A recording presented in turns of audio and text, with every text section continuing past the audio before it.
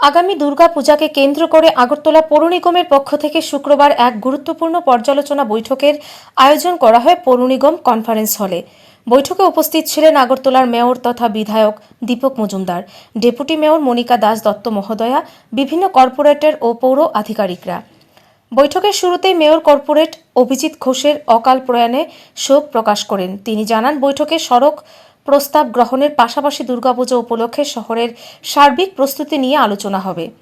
Mayor Dipak Majumdar বলেন, আর মাত্র দুদিন বাকি পুজোর, তাই প্রত্যেক কর্পোরেটরের কাছ থেকে তাদের এলাকার অবস্থা সম্পর্কে জানতে চাই। যদিও বৃষ্টির কারণে শহরের অনেক কাজ পুরোপুরি শেষ করা সম্ভব হয়নি, তবু আমরা চেষ্টা করছি যাতে পুজো উপলক্ষে কোনো পুণ্যার্থী বা নাগরিক কষ্ট না পান। তিনি আরও জানান, শহরের রাস্তার মেরামত, আলোর ব্যবস্থা, পরিষ্কার পরিচ্ছন্নতা সব দিকেই বিশেষ নজর দেওয়া হচ্ছে। পুজোর ভিড় সামলাতে পৌর নিগমের পক্ষ থেকে অতিরিক্ত শ্রমিক এবং অতিরিক্ত গাড়ির ব্যবস্থাও করা হবে। আগরতলা পৌর নিগমের বিশেষ গুরুত্বপূর্ণ সভা আহ্বান করেছে।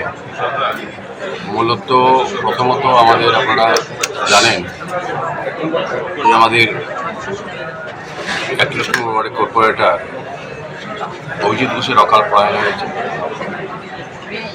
অকাল প্রয়াণে আমরা আজকে এই সভা শোক প্রস্তাব গ্রহণ করব।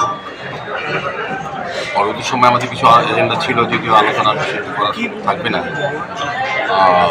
তারপর আমরা যেহেতু পুজো আর দুদিন বাকি, আগরতলা শহরের সার্বিক যে অবস্থা, এটা আমরা বিভিন্ন ওয়ার্ডে কর্পোরেটররা আলোচনার মাধ্যমে জানতে চাইব।